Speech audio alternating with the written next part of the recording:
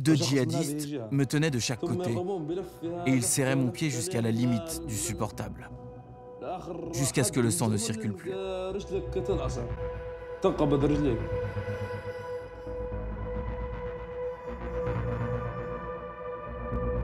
Et ils me frappaient, jusqu'à ce que je ne puisse plus me mettre debout.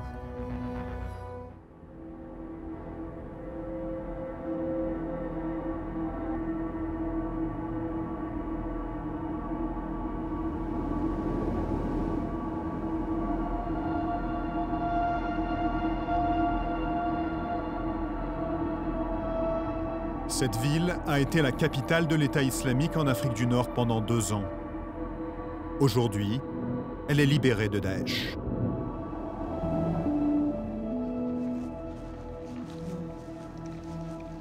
Dans ces ruines, ce jeune combattant libyen a fait une découverte exceptionnelle. Pendant la guerre contre Daesh, j'ai trouvé un ordinateur.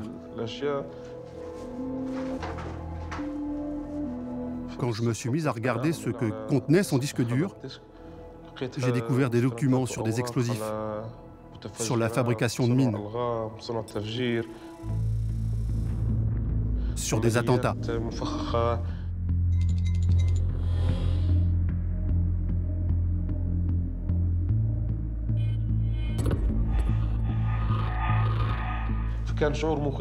J'étais effrayé.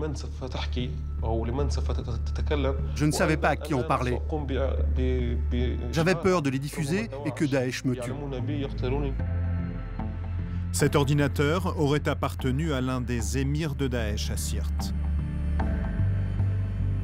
Aujourd'hui, je veux que les gens sachent ce qu'il y a dans ces dossiers, car le monde est toujours en danger. Une mine d'informations exclusive que ce jeune homme, resté anonyme, a accepté de me confier. Il m'a aussi remis le téléphone portable d'une femme djihadiste. 5 années à sillonner ce pays comme journaliste m'ont permis de créer des liens de confiance.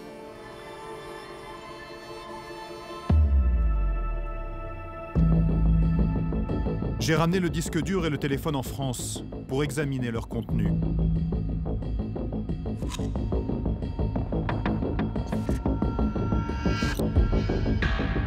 Il révèle avec une précision inédite le fonctionnement de l'État islamique, de ses institutions et sa stratégie terroriste.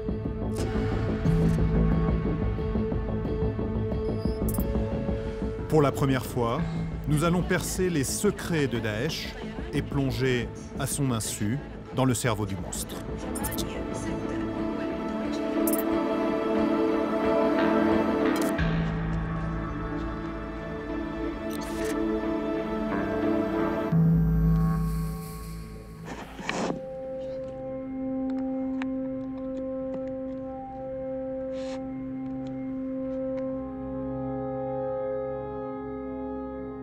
Voici le contenu de l'ordinateur d'un émir de Daesh. Un dossier principal et des centaines de documents. Rapidement, une évidence s'impose. Nous sommes au cœur du système de l'État islamique, de son administration. Il m'a fallu plus d'1 an pour analyser ces documents, les trier, les classer par thème. Justice, mœurs, économie, organisation politique, objectifs terroristes.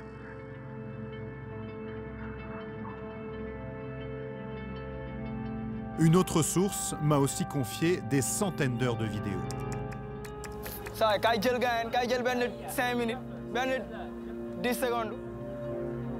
Ce sont des images filmées par les djihadistes pendant toute leur période d'occupation de Sirte.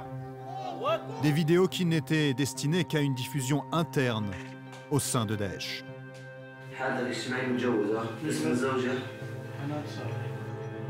Elles sont donc inédites. En plus de ces documents, le téléphone portable de la femme djihadiste. Elle s'appelle Fatma, elle est syrienne et elle a rejoint son mari, un combattant, sous les ordres directs de l'émir en Libye.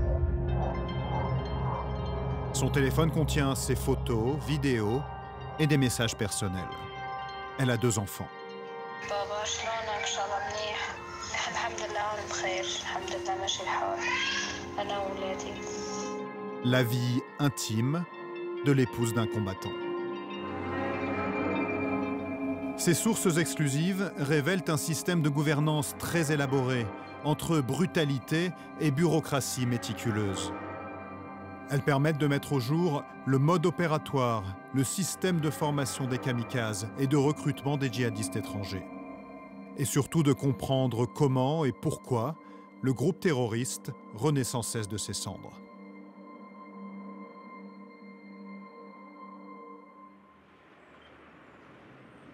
L'histoire du disque dur et du téléphone a démarré ici, à Sirte. C'est une ville libyenne située à 300 km de l'Europe.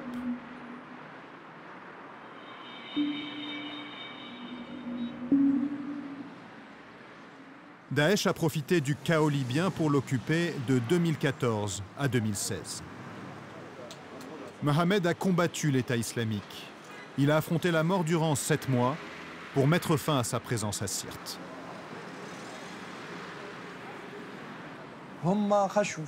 Au début, ils se sont montrés sous leur meilleur jour. Ils n'ont pas été autoritaires. Ils ont fait plutôt bonne impression. Ils montraient un visage sympathique, pas du tout radical.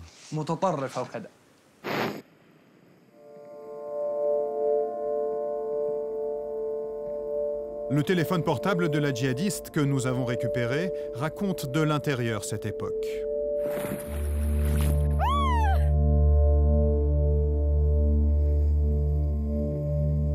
Certaines de ces vidéos témoignent d'une vie de famille semblable à celle des autres Libyens.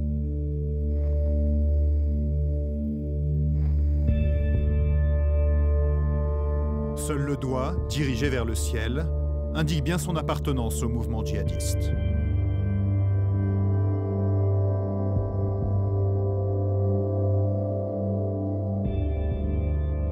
هذه أبناء نسيبة ماشي البحر في آثار لبدأ.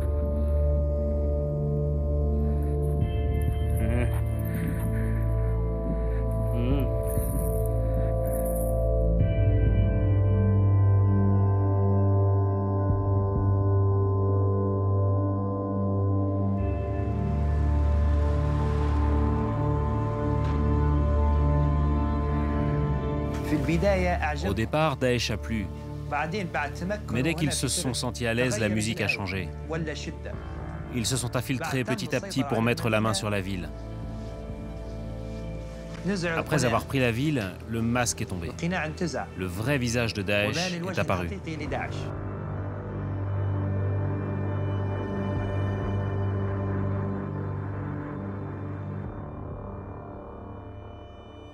Daesh s'installe à Sirte et y place 4 hauts responsables des émirs. L'un d'eux vit ici où l'on peut lire « Interdiction d'entrer sans autorisation ». Il prend possession de ce groupe de maisons. Il est en charge de la police islamique, des finances et des esclaves.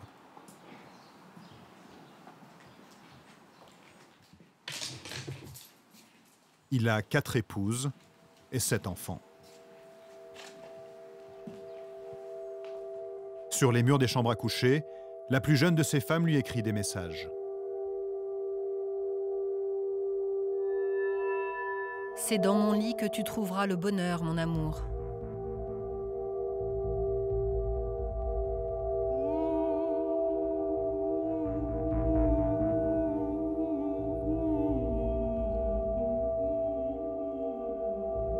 C'est ici que son ordinateur a été trouvé. Sur le disque dur, les documents sont signés d'un simple mot, l'émir.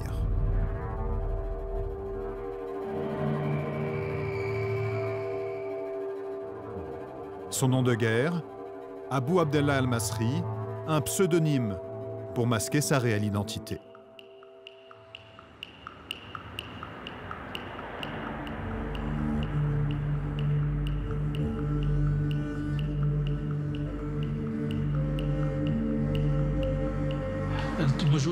Nous avons tout un dossier sur ce personnage, un homme très dangereux.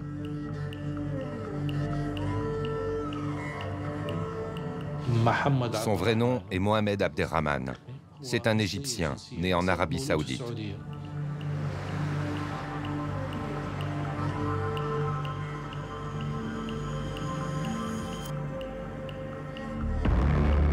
Voici l'une des rares photos qui existent de lui. Ce cliché est issu d'un rapport interne des services de renseignement libyens.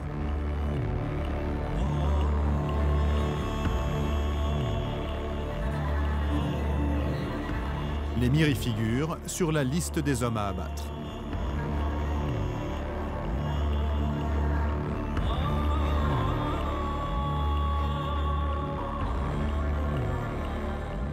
Avant la guerre, Mohamed était un apprenti pilote. Dans le chaos libyen, il s'est engagé pour combattre Daesh. Il a participé à la rédaction de ce rapport.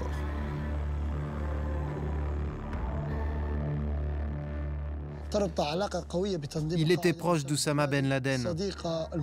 C'est aussi un ami très proche du dirigeant actuel d'Al-Qaïda, Ayman al-Zawahiri. Il est parmi les premiers à avoir fait allégeance à Abu Bakr al-Baghdadi, le dirigeant de Daesh.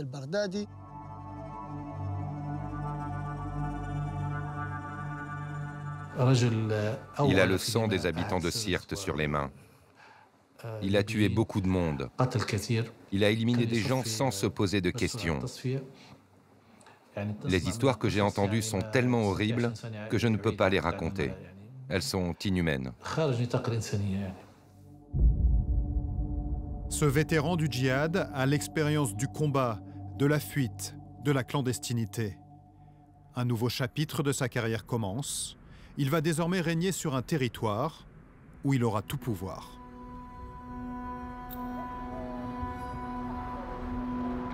Il installe ses bureaux en plein centre-ville, dans ce bâtiment. Et il prend sa première décision. Maintenant que nous vivons sous le règne de l'État islamique et de la charia, nous devons mettre en place un tribunal.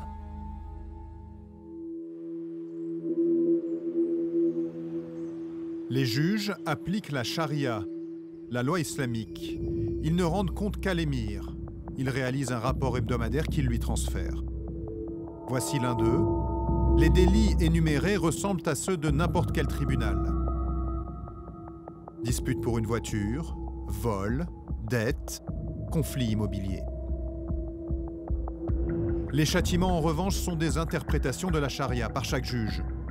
Pour une consommation d'alcool, 40 coups de fouet et la prison. La violence envers autrui mérite 3 jours de prison, mais envers un musulman, la sentence est plus étonnante. Des coups de fouet sous les yeux de la victime, de sa mère et de son frère. Sous le règne de l'émir, étudier le droit est un délit. La peine, une rééducation en prison. Cigarettes et alcool sont prohibés. La liberté individuelle est réduite et gare à ceux qui consomment régulièrement du hashish.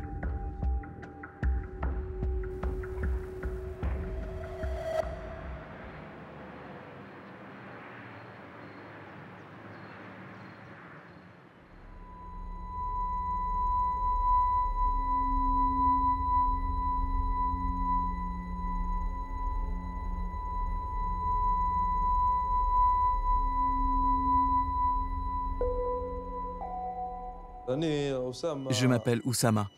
J'ai été un prisonnier de Daesh.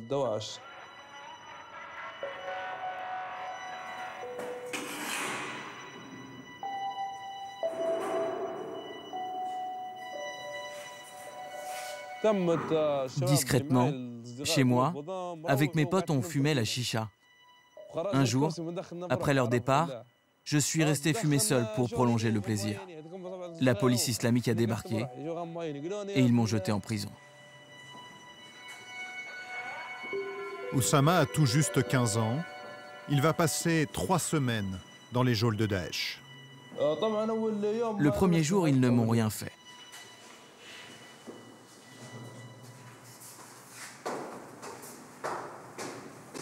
Le deuxième, ils ont commencé à me torturer. Ils étaient sans pitié.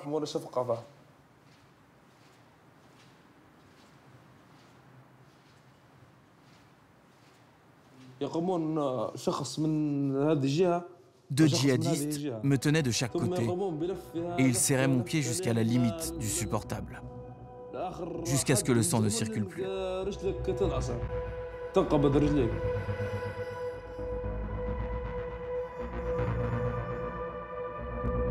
Et ils me frappaient, jusqu'à ce que je ne puisse plus me mettre debout.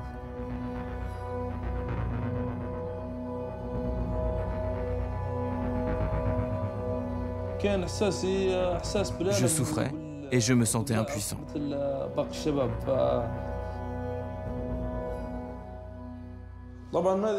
Voici un autre genre de torture. Ils prenaient cette règle et ils nous obligeaient à mettre nos doigts comme ceci. Et ils arrachaient nos ongles comme ça. Regardez, il y a encore du sang. C'est la preuve de notre calvaire.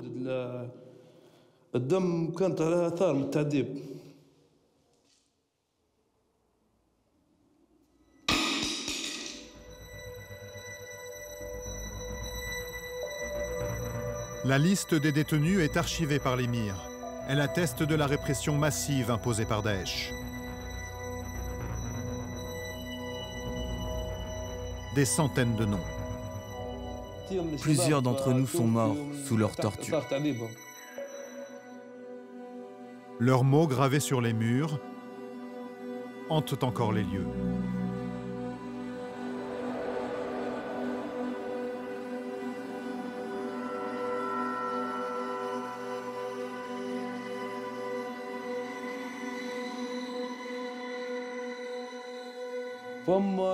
Ils ne connaissent aucune pitié.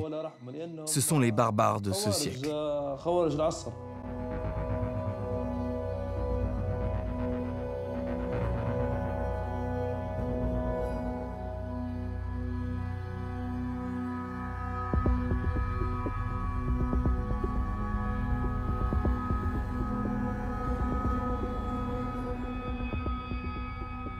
Comment les émirs justifient-ils cette barbarie? Il fallait en rencontrer un pour avoir la réponse.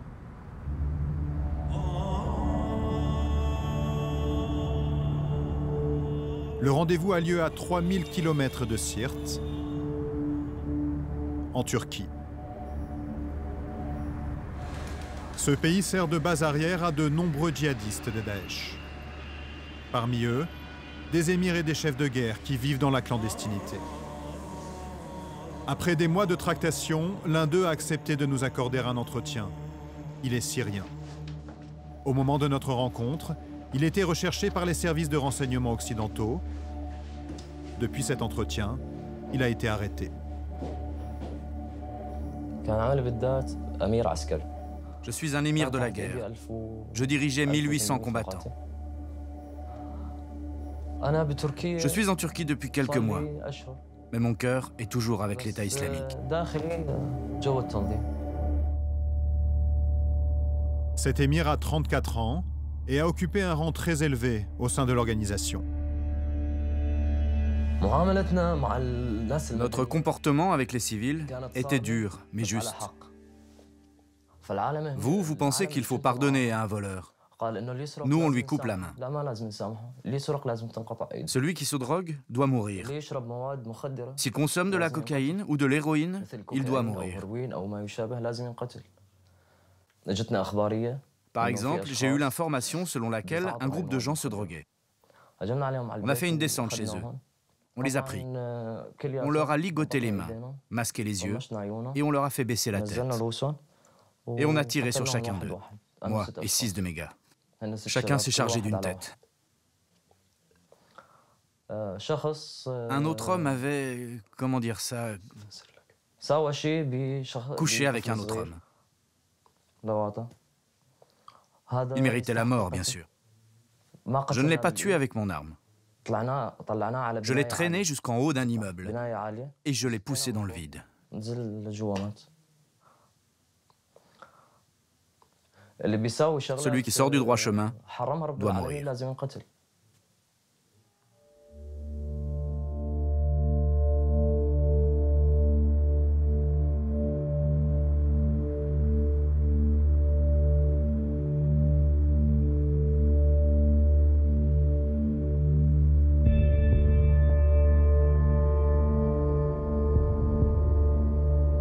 Ces actes sanguinaires doivent être consignés par écrit, comptabilisés.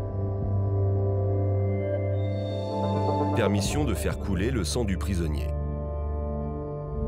En un mois, l'émir de Sirte signe ainsi 49 exécutions.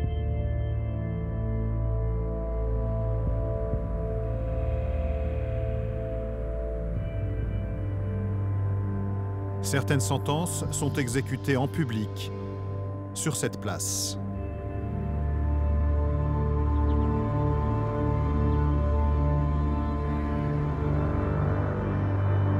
L'émir les fait filmer par ses services.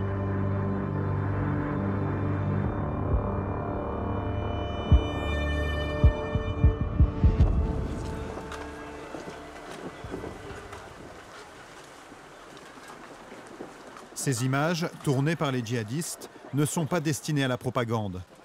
Elles font partie des heures de vidéo qui m'ont été confiées par ma source. Elles apportent un regard inédit sur l'État islamique.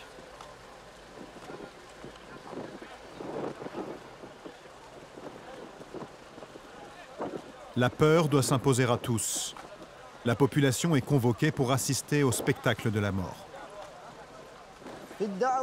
Dans l'affaire 1222, la police islamique a arrêté l'accusé Nadi Sharif. Les juges ont acquis la certitude que l'accusé a insulté l'islam et qu'il a commis l'adultère 4 fois. Le jugement est la mort.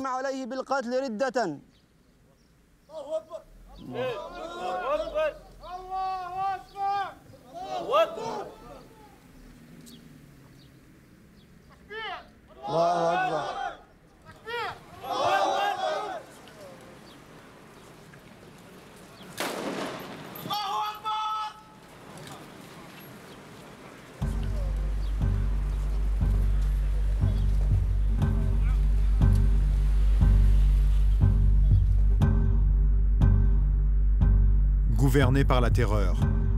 À Sirte, plus personne n'ose s'opposer au pouvoir de l'émir. Brisés, les habitants deviennent dociles. Cela commence avec la levée de l'impôt islamique. Les djihadistes répertorient chaque commerce avec un numéro peint sur la devanture. Il est entouré du sceau de Daesh. Sur le disque dur, des milliers de reçus méticuleusement ordonnés indiquent le nom du djihadiste percepteur et la somme qu'il a récoltée. Le plus zélé d'entre eux se nomme Abdou Abdelrahman. À lui seul, il récolte des milliers d'euros par jour.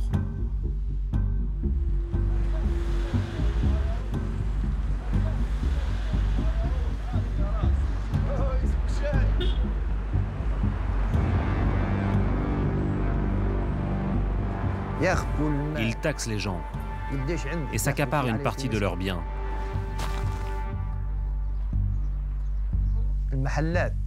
L'impôt ne va plus à l'État, mais dans les caisses de Daesh. C'est structuré.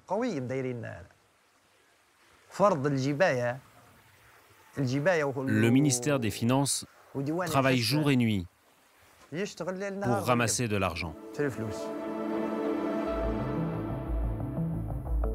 L'émir divise la région de Sirte en plusieurs districts. Il implante dans chacun d'entre eux un bureau destiné à la collecte de l'impôt qu'il fait vite tourner à plein régime. L'un de ses responsables lui écrit « Cette semaine, nous avons transféré nos bureaux vers de nouveaux locaux plus pratiques. Ils peuvent accueillir un plus grand nombre de personnes. »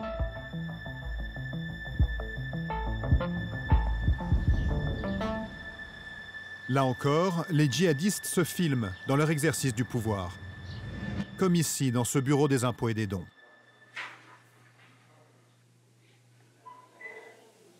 Plus besoin d'armes, la population a compris ce qu'elle risque si elle fraude. Un jeune djihadiste à peine formé fait office de percepteur.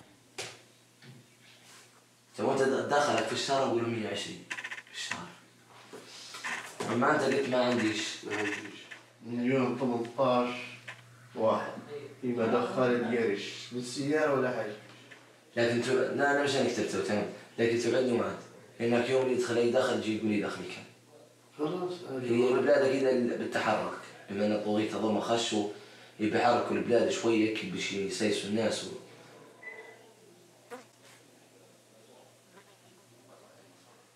Chaque habitant est sommé de se présenter avec son acte de propriété.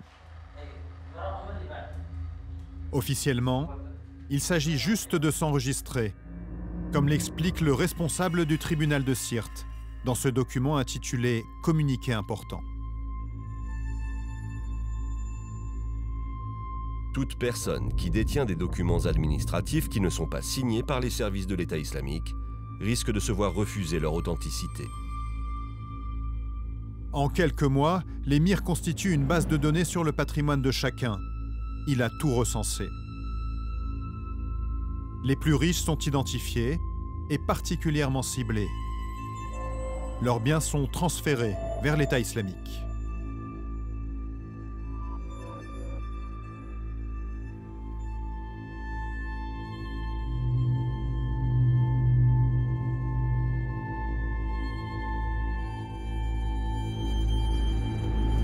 La collecte de l'impôt laisse place au vol organisé.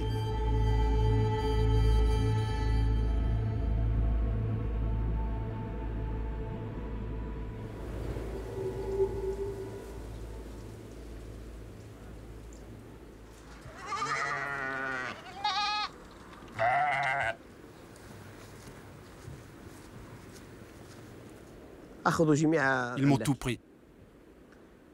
Mes meubles, mes tracteurs, les outils de ma ferme. Ils n'ont même pas laissé une petite cuillère. Ils n'ont rien laissé. Pour eux, mes biens étaient leur butin.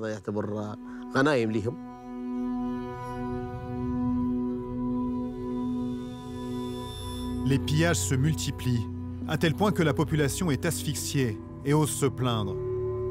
Le chef du tribunal écrit même à l'émir pour lui faire part de la grogne. Il n'y a pas un jour sans que l'on reçoive une plainte de quelqu'un qui estime que l'État islamique lui a pris son logement sans aucune raison. La justification se résume en un seul mot. Mécréant. Ils disaient que j'étais un apostat. Ils me faisaient passer pour un mécréant, pas un vrai musulman. Mais moi, je suis un musulman modéré. Je suis allé à la Mecque. Pourquoi ont-ils fait ça? Ça n'a pas de sens.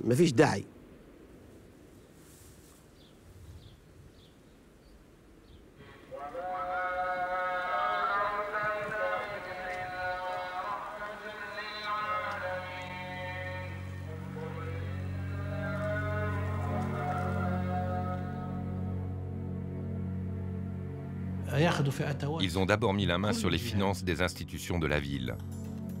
Ensuite, ils ont fait du commerce d'esclaves. Ils ont vendu de la drogue. Ils ont eu recours à tous les moyens pour s'enrichir.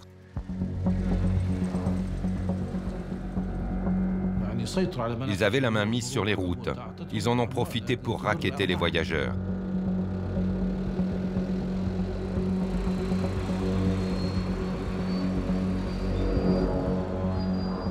Cela représente des milliards de dollars par an.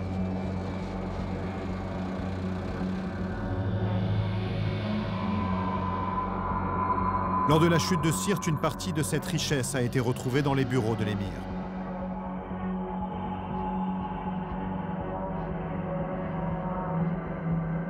Ce butin lui sert à recruter et fidéliser les djihadistes qui, eux, vivent confortablement.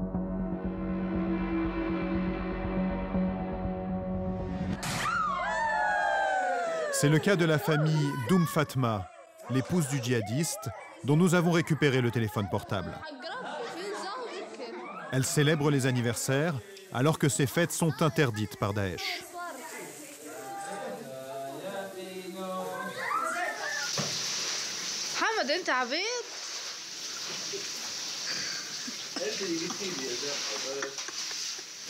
Fatma est heureuse. لا يا محمد مو هيك عشان نعرف النظافة ايه خلاص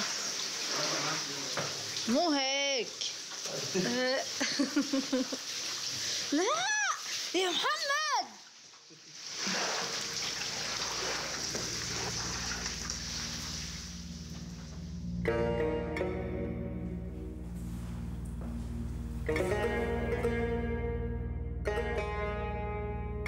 Daesh, c'est être généreux avec ses troupes. L'organisation offre même à ses combattants des appartements spoliés.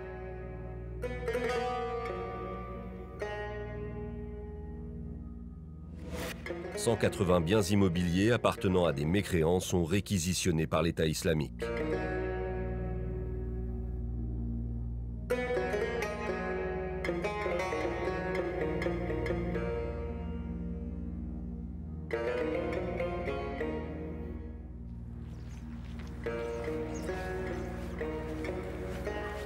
Ce jeune architecte, devenu combattant contre Daesh, a vu plusieurs de ses amis succomber à l'attrait du pouvoir et de l'argent.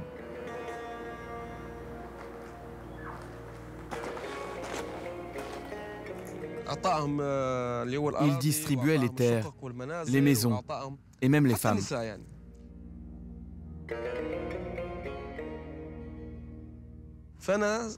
Imagine un jeune pauvre, on lui offre de l'argent, une voiture, une femme, une arme, tout ce dont il a envie. Qui peut refuser ça? Il y va sans réfléchir.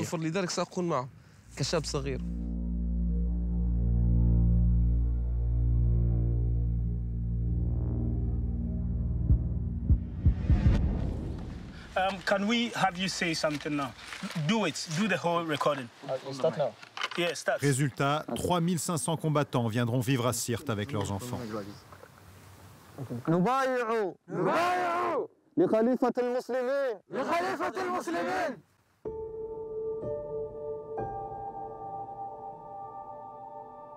وألا ننازع الأمر أهله وألا ننازع الأمر أهله إلا أن نرى كفرا بواحا عندنا من الله فيه برهان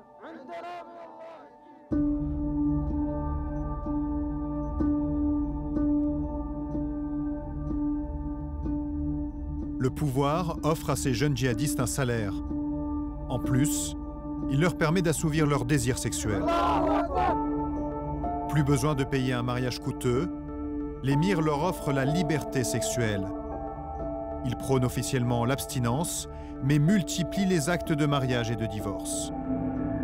Sur ce document par exemple, un djihadiste est dispensé de dot pour se marier. Sur celui-ci, une Kalachnikov suffit. Plus étonnant encore, parfois, c'est une ceinture d'explosifs qui est offerte à la future épouse. Leur rapport aux femmes n'est ni religieux ni moral. Ils en épousent une un jour et le lendemain, ils divorcent pour la laisser à quelqu'un d'autre. Ils divorcent sans avoir à se justifier, c'est juste pour le sexe. Une femme a été mariée avec 17 hommes. 17 hommes. Un mois avec l'un et le suivant avec un autre. Les djihadistes se l'échangeaient contre une voiture ou quelques billets, ou simplement ils en avaient ras-le-bol et ils l'offraient. Une autre femme a vécu avec seulement 2 émirs, mais elle était très belle. L'émir a constitué un État, un nouveau chapitre de son histoire s'ouvre, et un nouveau dossier sur son ordinateur, la stratégie terroriste. Des centaines de documents y sont consacrés. Parmi eux, des manuels destinés à former les combattants islamistes. Ils constituent la bibliothèque idéale du djihadiste. Nous entrons dans une sorte d'université virtuelle du terrorisme. Des photos qui invitent à donner la mort et à semer la terreur. Des cours détaillés et des conseils pratiques. Un repérage du consulat américain de Jeddah en Arabie Saoudite, frappé par un attentat en 2004. Certains documents sont rédigés par des membres de Daesh. D'autres datent de l'époque de Ben Laden et sont remises à jour.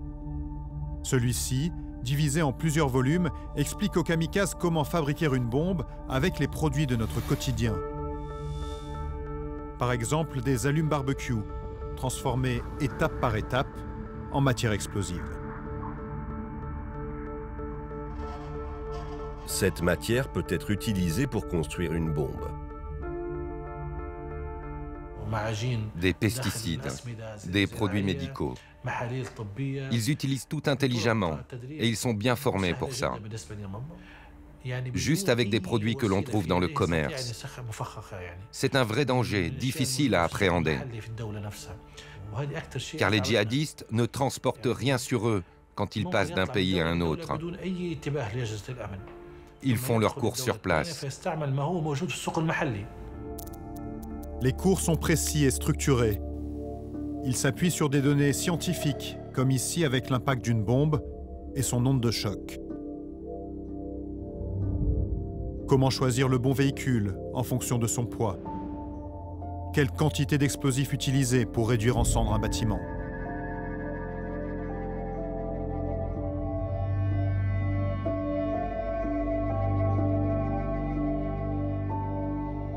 Daesh a recruté un grand nombre de djihadistes éduqués.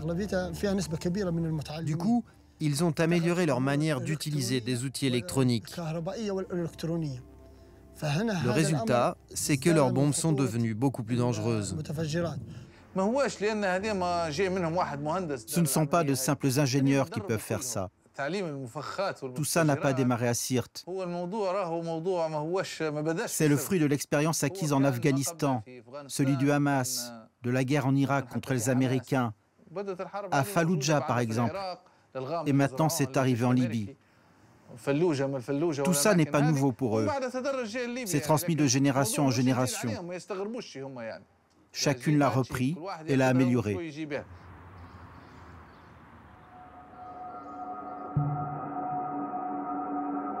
Tel un département de recherche et développement, les djihadistes utilisent le travail des anciens pour améliorer et perfectionner leurs futures actions. Comme par exemple l'attentat de Madrid en 2004.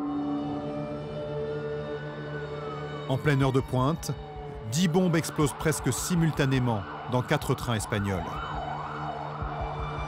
191 morts et plus de 1500 blessés. 13 ans plus tard, en Libye, les dossiers de l'émir y font référence. Étude et analyse détaillée de l'attentat de Madrid et des erreurs commises. L'étude est exhaustive. Chronologie de l'attentat, détail des explosifs. Les 4 bombes pèsent chacune 15 kg, 12 kg d'explosifs et le reste sont des clous.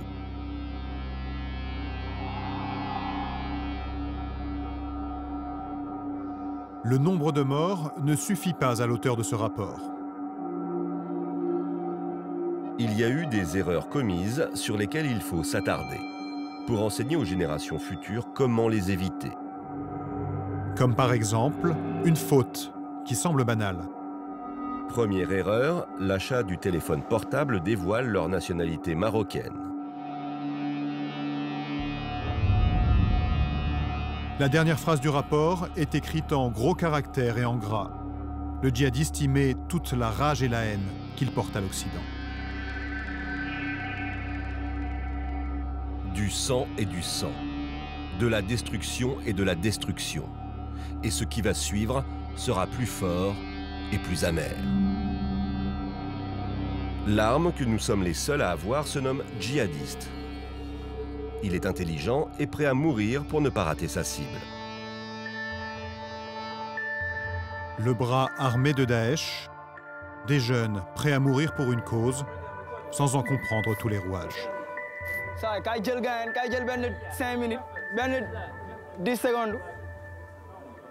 Hier, c'était la France. Aujourd'hui, la Belgique. Demain, ce sera l'Angleterre. Wallahi, tant que vos avions viendront nous frapper dans notre terre, wallahi, on fera des explosions. On vous enverra des voitures d'explosifs. On vous enverra des hommes qui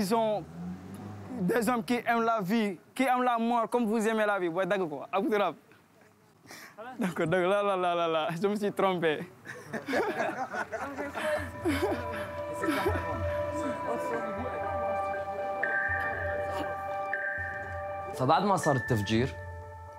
Quand il y a eu l'attentat de Paris et que l'on a vu ce que nos combattants étaient capables de faire, les membres de mon unité sont venus me demander l'autorisation de partir en Europe, en passant par la Libye. Ils voulaient faire la même chose, faire des attentats à Londres, à Paris ou aux États-Unis. Nous avons des combattants partout, des combattants secrets à Paris, en Libye.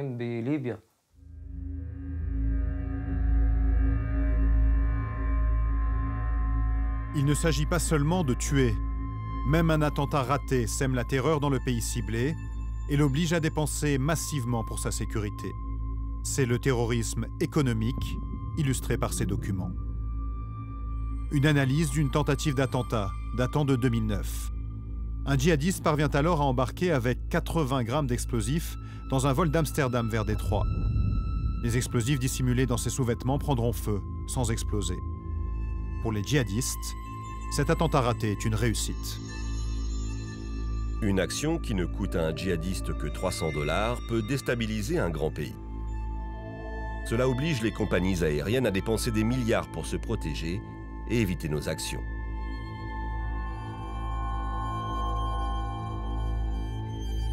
L'objectif est de déstabiliser les gouvernements occidentaux par le biais de leurs finances. Pour cela, même une simulation peut fonctionner. Il suffit de peindre un baril en jaune, d'y apposer le sigle nucléaire et de mettre des fils bien en évidence pour créer l'effet souhaité. Votre imagination est votre seule limite.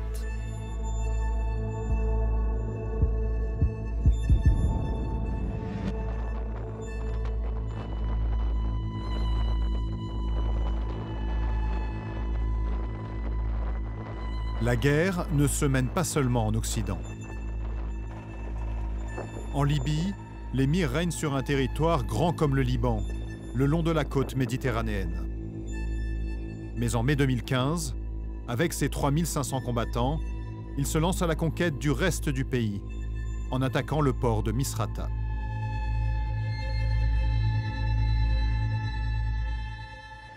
Sur cette vidéo interne que nous avons récupérée, 3 voitures de djihadistes vont prendre le checkpoint qui marque l'entrée de la ville.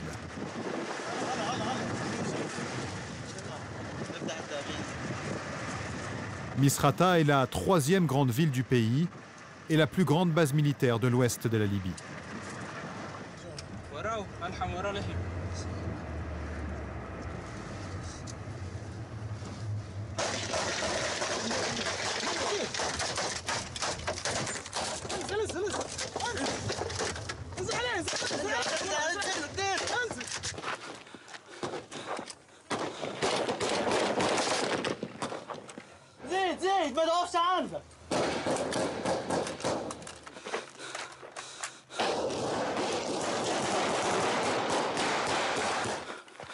المسلمين ما حد يكلمهم دمهم نعم مولع فرحات تصير نزل سلاحك يا ابو محمد. Un djihadiste est blessé. En face, tous sont morts, surpris par l'attaque.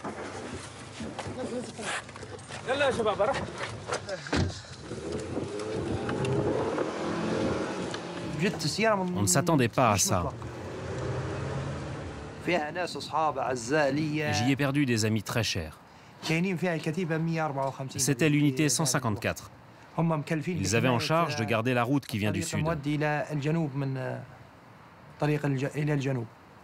C'est à ce moment-là que la ville de Misrata a décidé d'attaquer Sirte et d'éliminer Daesh.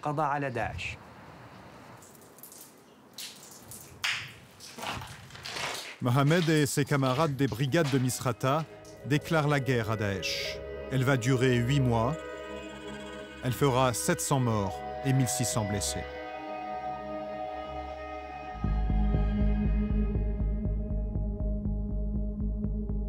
« 4 décembre 2016, c'est le dernier jour.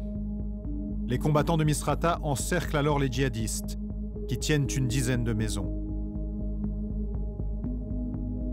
Leur chef, l'émir, et Fatma pourraient être parmi eux. Avec des drones, Mohamed Sebti scrute le moindre mouvement de ses ennemis. Je donnais le feu vert à l'aviation américaine via le centre de commandement de la coalition. J'avais une ligne directe avec laquelle je donnais les coordonnées pour bombarder telle ou telle maison et éviter de tuer des civils. Les djihadistes se faufilent de maison en maison. Fatma enregistre un appel à sa famille.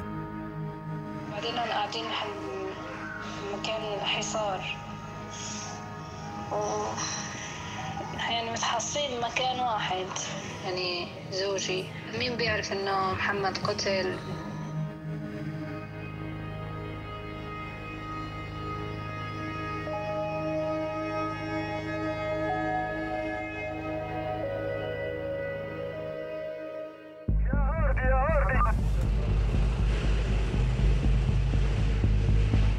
J'ai vécu ce dernier jour de conflit avec les combattants de Misrata.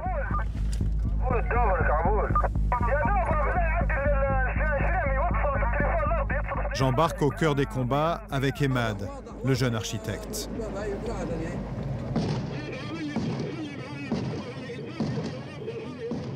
Au volant, Oussama, le chef de brigade, qui mène la dernière bataille. Tu peux me confirmer l'information?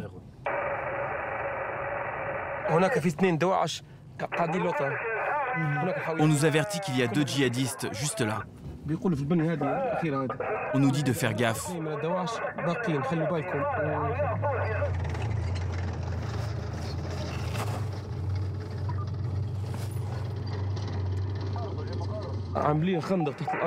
Ils sont planqués sous terre dans les égouts.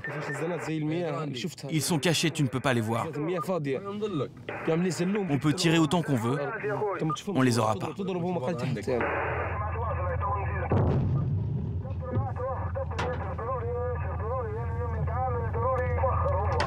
Face au risque, Emad et moi quittons la voiture. Notre voiture était blindée. Je lui disais, Oussama, à n'importe quel moment, un kamikaze peut se jeter sur la voiture et nous faire exploser. Il me disait, Dieu nous garde, et moi j'ai pas peur. À un moment, il m'a déposé et j'ai entendu crier à la radio. Oussama, Oussama est blessé. Je me suis dit, c'est impossible, la voiture est blindée. Avec son véhicule, Oussama est retourné seul sur la ligne de front.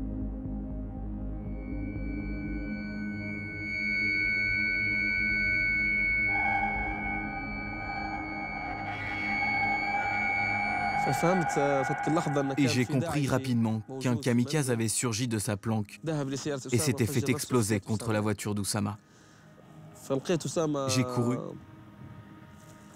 et je l'ai trouvé avec une jambe en moins et l'autre presque sectionnée. C'était dur à voir.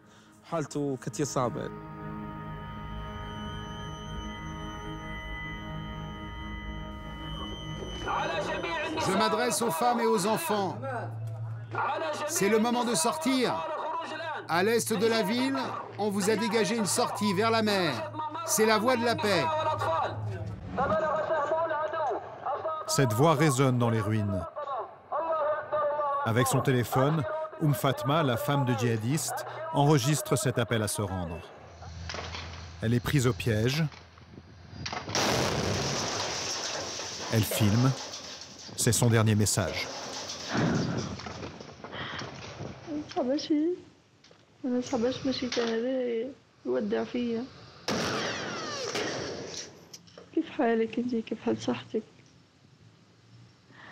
البنات اللي عليك ربي يصبرني ادعوا لي ربي يصبرني نسأل الله يتقبله أنا هو بالشهادة دائما نطمن في نفسي بالقصاص نسأل الله يتقبله يا ربي وادعوا لي ربي يصبرني بس ربي يصبرني علي فراقة محمد السلام عليكم.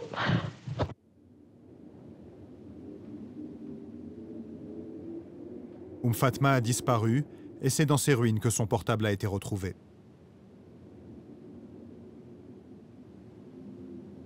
Certains djihadistes permettent à leurs épouses et à leurs enfants de fuir. L'un d'entre eux embrasse son garçon pour la dernière fois.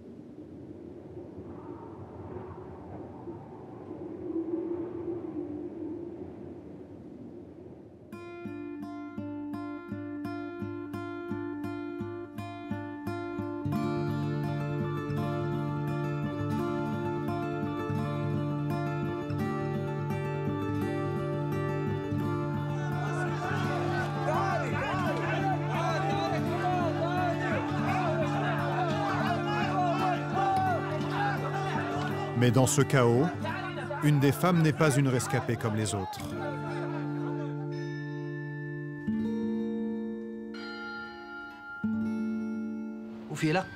Elle portait une bombe.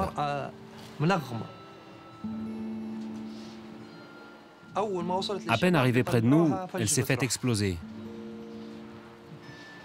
Cette guerre n'avait rien de normal.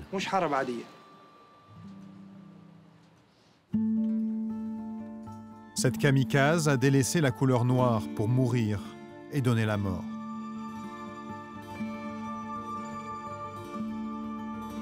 Ni les femmes ni leurs enfants n'ont survécu et 3 combattants sont morts.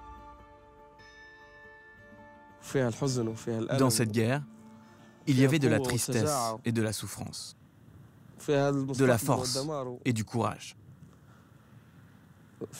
l'odeur de la poudre et du sang. Il y avait énormément de sentiments mélangés. On se regardait et au fond de nous, on se disait « Qui va-t-on perdre ?» Alors, on essayait de profiter de chaque moment où on était ensemble. Des moments difficiles à oublier.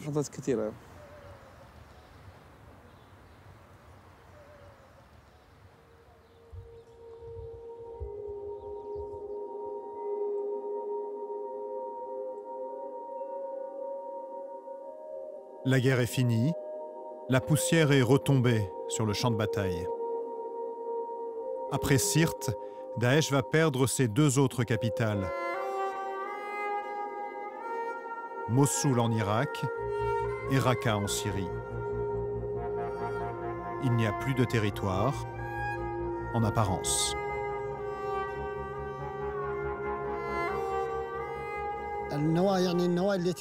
Ils ont exfiltré des gens qui peuvent former une nouvelle génération de djihadistes. Tous se sont unis autour d'un chef irakien du nord de l'Afrique, appelé Abu Mouad al-Iraki.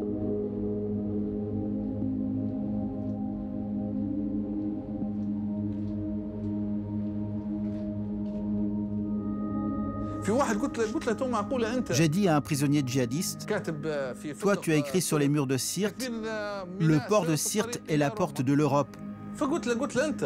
Je lui ai demandé, tu crois vraiment qu'avec vos moyens vous allez conquérir Rome? Il m'a répondu, pas besoin de moyens. Je suis fier d'être au début de l'histoire. Moi, je peux mourir. Je ne représente rien. Mais l'essentiel est que cette pensée perdure.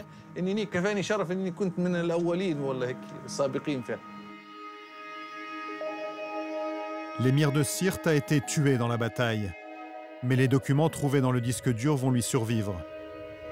Il pourrait nourrir une nouvelle génération de djihadistes prêts à poursuivre le combat.